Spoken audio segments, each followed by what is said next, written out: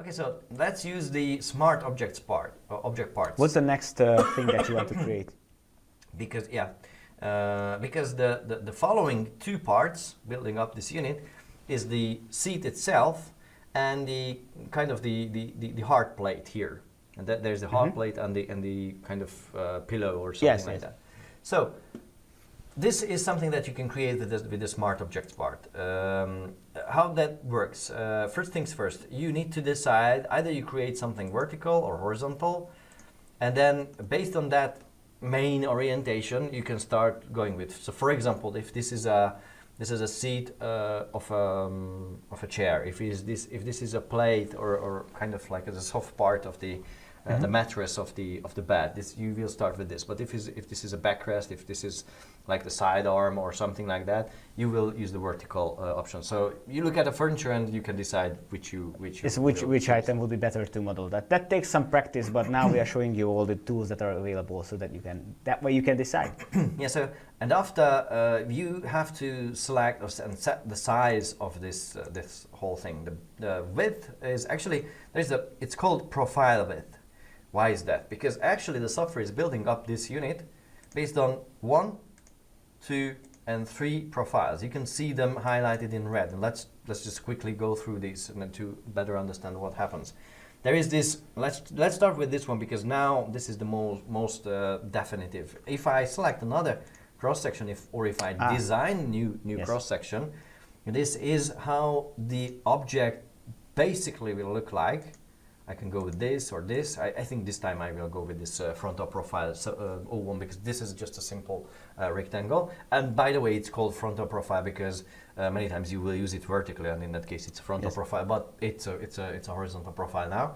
So from wherever you choose your profile or you design your profile, just as you designed your guitar earlier, you can select this and say, okay, this is the basic shape. And then this basic shape will be, or not, distorted from this direction and maybe from the other direction. By some curvature or something like that. Yes, so for example, if I select a curve, by that direction it's changed, and this is not changing, but I can still distort this whole thing around another cross section. And in that case, you will end up with something very, very kind of naturalistic, curvy surface. So all you need to do is just to look at that part that you're actually modeling, perhaps the curvy backplate of the bar stool or anything around you, and try to describe it with 3 different shapes. The main shape and one curve and the vertical, perpendicular curve, if there is any. And then you will be able to describe even a very complex object like this. So let's just go back. I think now I will be happy with the simple profile. But later I will use this for other purposes. So this is something okay, this is also okay, and this is simple profile again. So I'm going back to the first page, and then I just told that I should set up the basic size, and this should be 600 by, I think this is 450, and the rest is just 100 millimeters. And then I can also make it a little bit more. This is just a piece of brick if you look at it, but if I would like to round it off just as this original unit is, then I can decide the side rounding radius, yeah, thank you for that. So it's just it will be 10 millimeters now, so it's nice and round. It breaks off the edges. Yeah, and whatever shape I use, it does the same. The surface resolution is not important now, but if this will be something curvy and you see the surface breaking up, then you can make it more high detailed. But now at this point it's not needed. What about materials? Would that be applied here or? Here you can decide the material. You can either go with the same material everywhere. See, there's this all option. If I disable, I can change the side, the bottom and the top. Now I just would like to clear it up with one single step. So I just go to the textile library, and I think I will go with this one. I like that. I like this. Later perhaps I will change it, but for now it's good. Do you have to save this as well? Yeah, I definitely should. Just as there are already some things that I will talk about these later.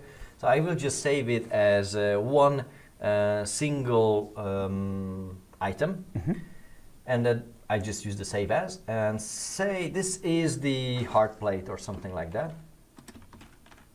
And I think let's just use the same name. Yeah, so that way we can find Esmeralda heart plate. And this goes to, well, I just save it into accessories now, or I will, now I'm using my library, and then I just use the Esmeralda sub-library, subcategory, and then I just leave the rest, and then I'm saving it, so I will be able to easily find it. So let's do the other object. Now imagine we go through the whole thing again, because we placed it, and this is how it looks like, and we start it over again, and we just would like to create this one. So to clear it up and make it even more simple, I just move a copy of this. I just don't want to start from. Yes, you can use it as a starting because point. The only difference is the height. The material is the same. The height is different, and there is some sort of extrusion on it. Extrusion, kind of, you know, like it's a like pillar. blow up or something like that. So there is only two differences. So I just use this as a prototype. I go to the details and see what changes. For example, the thickness changes, and and the rest I did not talk about is Would this. you make and that this. with another profile, or?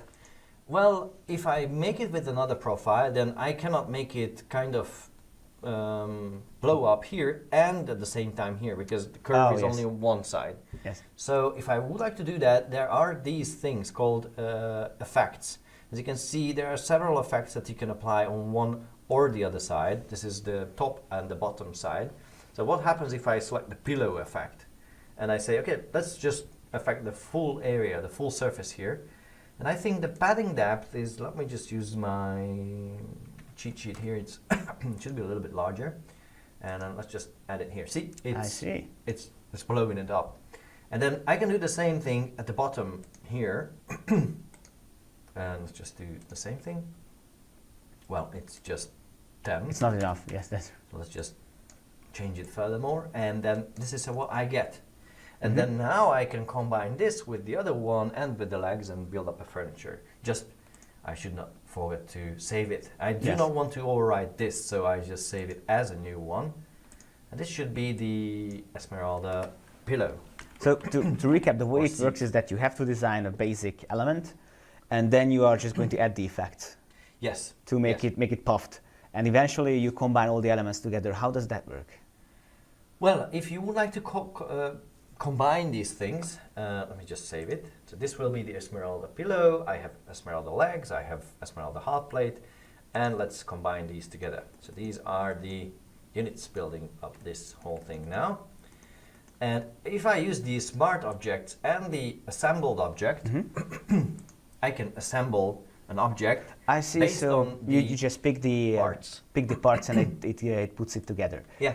Well, you can start with the legs, you can start with the heart plate, you can start with any of these, and in reference to that originally selected item, you will be able to place the rest. So I'm starting with the heart plate because it's a good origin for this object. It's easy to find myself around. So let's just go, and there was this Esmeralda thing, and that here, this is something, we call it the favorites bar. Now, it's not containing something that I saved recently because I did not use it yet. So I need to go to the library and try to find where my thing is. And let's just search for this one. And I told I will start with the heart plate, so I just select this one. And then now I have this here. It's red because it's not added yet. It's not created. I can make changes. Now, these are not making any sense now, but once I do it and I create it, the second thing that I will add, perhaps the pillow or the legs, will have a different position, and then I can play around with that. So let's see what happens with the legs. Now, I just add a new one. Okay, let's just create a new one. And this new thing won't be the same object. It will be something else, but not these. It's the leg. It's this one because I wanted a nice bright leg. And see, it's there, but it's not the correct position. if you start figuring it out, you will sooner or later find that you can make changes with these arrows. You can shift it. But the first things first. The problem is with it's the positioning plate. It's at the top. It should be at the bottom. And you can realize that there are kind of rotation markers with which you can select the move surface from the top to the side and to the bottom using these. So this way you can go around and find the best place. I see. And then it's originally centered, but well, now you have a few options. See, now this corner with this point should come here. And then, well, I can see that it should be changed along the red and the green axis. So I can change them here. But sometimes it's just, kind of tedious to find the proper value. Yes. And it's much better to, just simply click on this red arrow and move it graphically. And then perhaps fine tune it, because I don't like this value. Let's just go with around minus 260 or something. You can round it off then, but it's easier to find this way. And then let's just place it over here. I think I like that position, and then I can just do the same. I like nice round values, so I just change it the other way around. So you would just repeat the same steps for all these things, and eventually you walk away with one full object, right? Yeah, and don't forget that the object is created only when you click on this one. Yes. Otherwise, still when it's red, it's not created. And always you place the following item in reference to the selected one. So now the following item, if I just add the new one, it's in reference to this previous one. So instead of this as a reference, I should select this as a reference. And now it's a quite different topic. I see. And now I can go around, and well, this is not the top, this should be the bottom, and so on. So you can go around. Let me just cancel this, because there is one another thing that I would like to place in reference to this back plate. That is the pillow part. And that's the pillow. And there is one single thing that I'm about to show you with that, and that's how to use that. Now, if I selected this, and if now I could find the pillow and I click on the pillow, I would change this single item. And so take care of it, that you don't want that. You would like to keep this and add the new one. Okay, this is important. So add the new one. This new one is the pillow, and it's called Esmeralda. Esmeralda. There's an extra. Yeah. And it's this one. Yeah. So now it's, horizontally and vertically. You just have this to way, it's cool. Push it downwards. Yeah, this one, the vertical direction is not correct, so you can push it back. And actually, if they are overlapping, it's not that much of a big thing. It's okay. But I could create another version of this pillow when the bottom is flat. That's right. But for this, it doesn't matter. I like this fact that I get this way. That's right. So what happens after that? You created the whole thing. You saved it as an object. Yeah. Within ARCHLine. Yeah. At the end, I will just simply go there and save this whole unit as a unit. Now I won't save it with this one single line, but you can imagine how this works. And then now I would like to show you how to build up something like what we have started with something that is a little bit more complex. Just one question, because I'm pretty sure it's going to be asked. Yes, before that, this is my personal one.